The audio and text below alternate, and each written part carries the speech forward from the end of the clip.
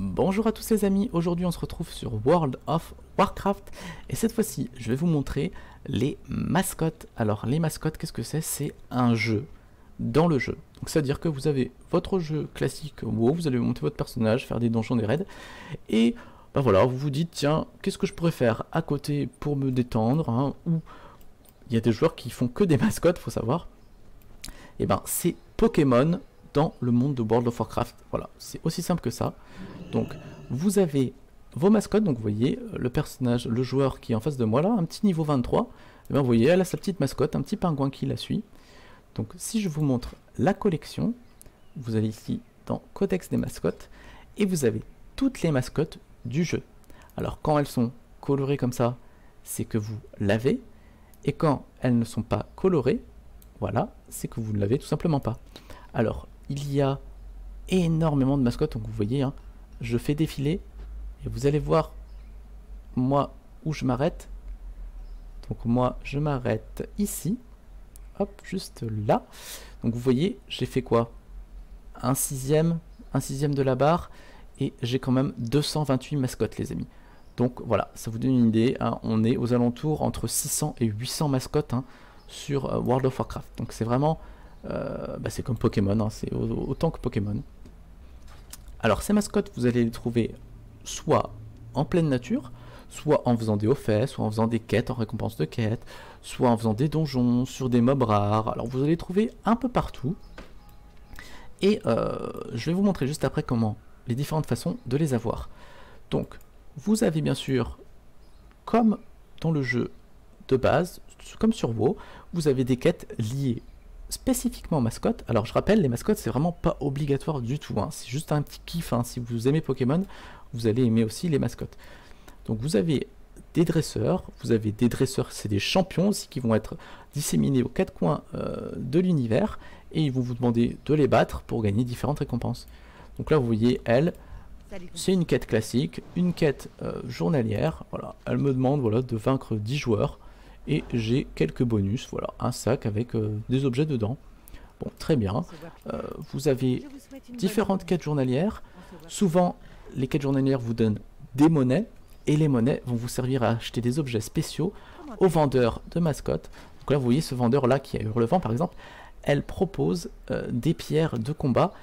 Et ces pierres de combat sont très intéressantes car elles vont augmenter la rareté d'une mascotte. Donc on va venir tout de suite à la rareté. Donc vous avez trois types de rareté capturables dans le jeu. Vous avez les mascottes médiocres, donc c'est les grises, c'est les mascottes de base, hein, elles sont vraiment pas terribles. Vous avez ensuite les mascottes inhabituelles. Donc les mascottes inhabituelles, ça va être les mascottes vertes, donc elles sont un peu plus rares. Et enfin vous avez les mascottes rares, donc c'est les meilleures mascottes du jeu. Et si vous avez par exemple une médiocre. Imaginez vous lootez une petite médiocre, elle est trop nulle, mais vous l'adorez. Et bien vous allez faire des quêtes journalières. Les quêtes journalières vont vous donner de la monnaie, et cette monnaie, vous allez pouvoir acheter une pierre de combat par exemple, et améliorer cette mascotte de médiocre à rare. Donc vous avez énormément de vendeurs qui vont vous proposer différentes choses, hein, d'augmenter des niveaux de mascotte, de passer de niveau 1 à 25 directement, de passer de un niveau à un niveau, enfin, vous avez de tout dans le jeu.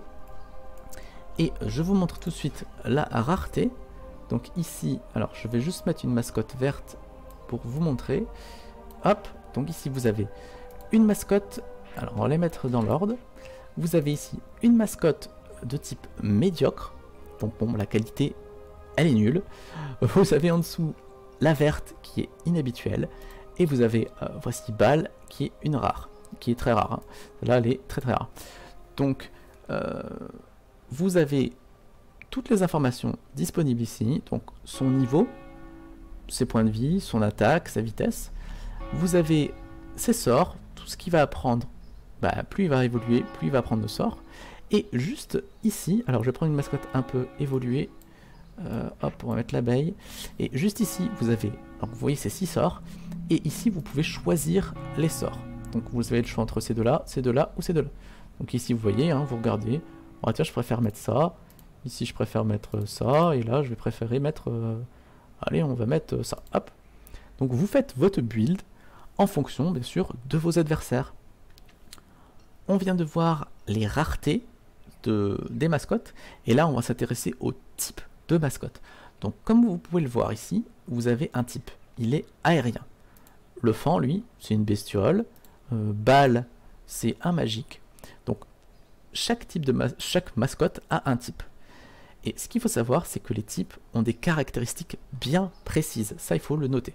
Donc vous voyez par exemple, la magique, quand je vais survoler, je vais mettre ma souris dessus, vous voyez qu'il a un passif. C'est-à-dire que toutes vos mascottes magiques, absolument toutes, elles vont avoir le même passif. D'accord? Donc toutes vos mascottes magiques vont avoir le passif. Les mascottes magiques ne peuvent pas subir de dégâts dépassant plus de 35% de points de vie en une seule attaque.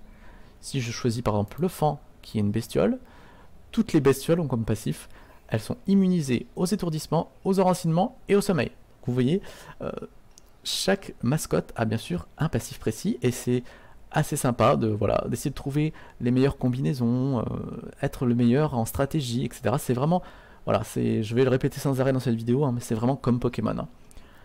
Et bien entendu, à la manière d'un Pokémon, eh ben, vous devinez que les mascottes ont des faiblesses et des forces. Et vous voyez ici par exemple que pour cette mascotte-là, bestiole, elle subit 50% de dégâts de plus face aux mascottes de type bête, mais face aux mascottes élémentaires, elle subit 33% de moins. Donc face à une mascotte élémentaire, on va préférer la mettre pour qu'elle puisse tanker plus facilement, mais face à une mascotte bête, il sera plus intelligent de la switch, de la changer pour une mascotte qui va soit résister aux bêtes, soit mettre beaucoup de dégâts aux bêtes. Donc comment savoir quelles sont les mascottes qui sont fortes contre les bêtes? Et ben vous allez sur une mascotte de type bête. Alors j'en ai quelques-unes, alors j'essaye de les trouver, bien sûr elles sont hyper loin. Ça c'est des bestioles, s'il vous plaît, une mascotte bête, merci. Vous voyez le petit Renardo, c'est une bête. Donc imaginons, j'ai mon fan, c'est une bestiole et elle prend beaucoup de dégâts contre les bêtes. Et ben qu'est-ce que je vais faire? Je vais essayer de trouver une mascotte qui va mettre beaucoup de dégâts sur les bêtes. Donc je vais sur ma mascotte bête et je vois sur les bêtes, eux, elles prennent des dégâts mécaniques. Donc ce que je vais faire, et ben tout simplement, je vais me chercher une petite mascotte mécanique, voilà, un gnome mécanique, une machine. Je vais la mettre dans ma team en premier, et comme ça, je vais pouvoir défoncer en un coup la mascotte bête. Donc vous voyez, il y a des petites techniques comme ça, et les machines, elles, par exemple, elles prennent des dégâts élémentaires. Donc si l'adversaire, son deuxième monstre, sa deuxième mascotte, c'est un élémentaire, il faudra que je pense à ça et me dire, ah bah attends, là il faut que je change ma machine, sinon il va mourir tout de suite. Et dans ce cas-là, vous pourrez mettre par exemple la bestiole qui, elle, résiste face aux élémentaires. Donc vous voyez, il y a tout un aspect stratégique, hein. C'est vraiment comme Pokémon. Quand vous avez un Pokémon eau, vous le changez parce qu'il y a un électrique en face, vous voulez pas mourir.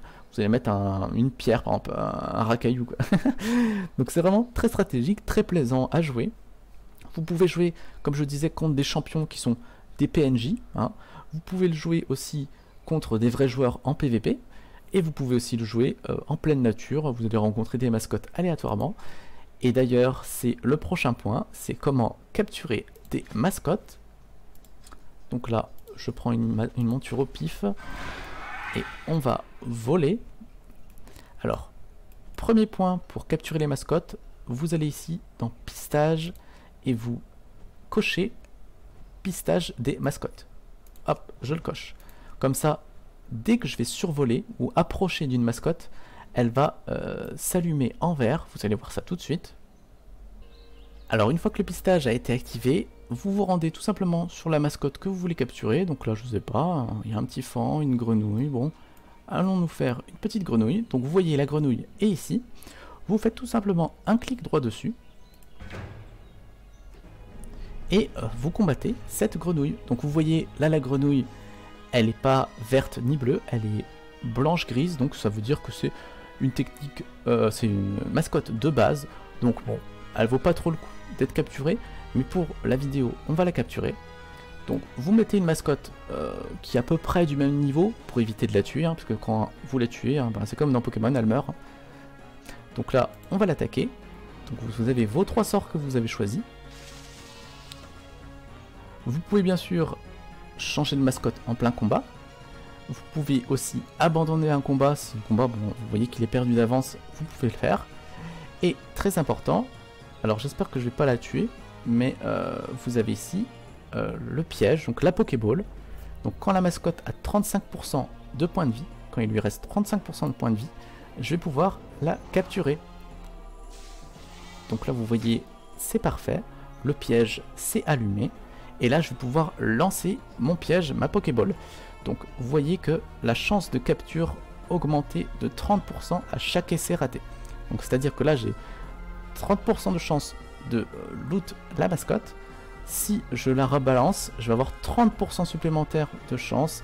Si ça rate, je vais encore avoir 30% de chance. Enfin, vous voyez, plus vous allez lancer le piège et plus vous allez avoir de chance de la loot la mascotte.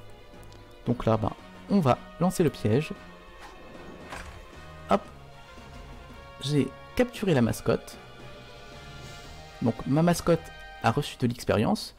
Moi, en tant que joueur, j'ai aussi reçu de l'expérience. Donc vous voyez, c'est aussi un petit moyen de monter vos personnages. Parce que là, je suis niveau 100, hein, donc je suis pas du tout au level. Il me reste encore 20 niveaux à faire.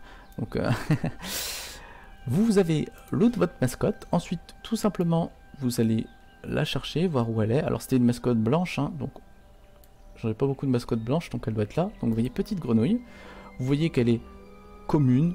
Alors commun et médiocre, hein, c'est vraiment les deux. Elles sont au même niveau, hein, c'est vraiment les mascottes de base, elles sont vraiment pas terribles en termes de rareté, hein, de qualité. Donc vous voyez la petite grenouille que j'ai loot, et quand vous voulez la mettre dans votre barre de sort, tout simplement vous cliquez dessus, vous la prenez, et vous la glissez dans votre équipe. Après vous pouvez la mettre à la place que vous voulez, hein, il n'y a aucun souci. Donc ça c'était la première méthode pour avoir des mascottes. Vous avez bien sûr une deuxième méthode, ce sont les hauts faits. Donc les hauts faits, eux, c'est très simple, ce sont des petites quêtes pas du tout obligatoires, hein. C'est des quêtes que vous allez réaliser soit au pif, soit vous allez les réaliser parce que vous allez dans les hauts faits et ça vous tente de faire des hauts faits. Et dans ces hauts faits, souvent, vous avez différentes récompenses et notamment des mascottes. Donc vous voyez ici, il y avait un haut fait à faire, c'est une fois que vous avez capturé 150 mascottes différentes, vous gagnez le fameux dragon céleste, donc une mascotte rare. Donc les hauts faits sont une des méthodes d'avoir des mascottes. Vous avez aussi les guildes. Alors les guildes, lorsque vous allez être dans une guilde, suivant votre réputation dans la guilde, vous pourrez aller au vendeur de guilde et acheter quelques mascottes contre des PO. Vous avez aussi certains marchands. Alors des fois, vous allez rencontrer des marchands un peu rares qui vont se balader, etc. Vous leur parlez et des fois, hein, ils vont vous offrir la possibilité d'acheter des mascottes contre des PO aussi. Donc, il n'y en a pas beaucoup de marchands comme ça, mais il y en a quelques-uns. Contre de la réputation, contre des PO, qui vont vous échanger des mascottes. Une autre méthode d'avoir des mascottes, c'est l'hôtel des ventes. Dans chaque capitale, vous allez avoir un hôtel des ventes. Donc vous allez voir le commissaire-priseur. Et vous allez tout simplement dans mascotte. Voilà, l'onglet mascotte de combat. Vous choisissez la mascotte que vous voulez. Je sais pas, vous voulez un draconien. Je fais rechercher. Et là, tous les draconiens vendus par les joueurs sont affichés. Alors vous voyez, il y a des mascottes qui... vous avez tous les prix. Hein. Vous avez des mascottes qui sont très recherchées parce qu'elles sont très rares. Donc vous voyez par exemple celle-là, donc je peux vous la mettre à côté, elle vaut 50 000 pièces d'or, alors que vous voyez, si je descends un peu, celle-là, vous voyez, elle vaut à peine 600 pièces d'or, et ça peut monter très haut, hein. Vous voyez ici, la sœur du nid du crépuscule, elle doit être hyper rare à loot, hein, et vous voyez, elle est à 150 000 PO. Hein. Donc, vous voyez, il y a énormément de mascottes. Bon, il y a des mascottes qui sont pas chères du tout, hein. Mais il y a des collectionneurs. Hein. Il y a vraiment des joueurs qui sont spécialisés dans les mascottes. C'est vraiment, je le répète, un jeu dans le jeu. Hein. Vous jouez à Pokémon dans World of Warcraft. Et enfin, la dernière méthode, c'est tout simple. C'est soit en récompense de quête, soit quand vous allez faire des donjons sur certains boss, il y a une chance d'avoir des mascottes. Soit en raid aussi, vous pouvez avoir une chance d'avoir des mascottes. Et en quête, bien sûr, en récompense de quête, vous pouvez aussi avoir des mascottes. Donc vous voyez, il y a énormément de moyens d'avoir des mascottes. Alors je je préfère vous envoyer sur le Wikipédia pour savoir où avoir telle ou telle mascotte. Vous voyez, moi par exemple, Bal, c'est une mascotte que je souhaitais avoir parce que voilà, pour ceux qui connaissent Bal, c'est un démon tout simplement. Donc je souhaitais l'avoir et ça m'a demandé beaucoup de temps et de ressources parce que c'est très compliqué à l'avoir et peu de joueurs l'ont tellement c'est compliqué à l'avoir. Donc voilà, il y a des petites quêtes comme ça assez sympas à faire. Faut savoir que cette mascotte par exemple c'est un démon, donc j'avais des trucs, des sacrifices à faire et tout ça, enfin c'était vraiment, la quête était vraiment trop géniale, assez longue et vraiment super intéressante, mais il faut s'accrocher, hein, voilà. Si vous aimez Pokémon, vous allez adorer hein, ce mode de jeu, hein, alors je le répète bien sûr, hein, c'est pas obligatoire du tout, hein. Vous n'êtes pas obligé de faire des mascottes, hein, c'est vraiment un petit jeu bonus, hein. Souvent en HL, quand vous êtes dans des guildes, des fois il y a des sports, les gens ils savent pas trop quoi faire, voilà. Et vous avez des joueurs, des fois ils se disent bah tiens les gars, moi je vais aller farmer des mascottes, je vais aller faire des combats PVP contre d'autres joueurs, ou je vais aller faire mes au fait de mascottes, etc. Enfin, c'est un jeu assez complet mine de rien, les mascottes sur World of Warcraft. Je voulais juste vous montrer un petit aperçu, comme ça vous donne un peu une idée, hein, si vous étiez un peu perdu, si vous savez pas trop ce que c'était. Je voulais pas trop entrer dans les détails parce que moi je suis plus voilà, moi je collectionne les mascottes mais vraiment je capture que les rares, donc ça je vais mettre 10 ans à toutes les capturer, mais voilà, c'est assez plaisant, c'est un mode de jeu qui est plutôt cool vous voyez, et ben voilà, je vous le conseille, ça vous permet voilà, de changer un peu de la routine habituelle, voilà, de tuer des monstres, faire des quêtes, hein, c'est une autre méthode de s'amuser sur le jeu. Sur ce les amis, eh ben, je vais vous laisser, je vous dis à très vite sur la chaîne pour une prochaine vidéo, et portez-vous bien, salut à tous.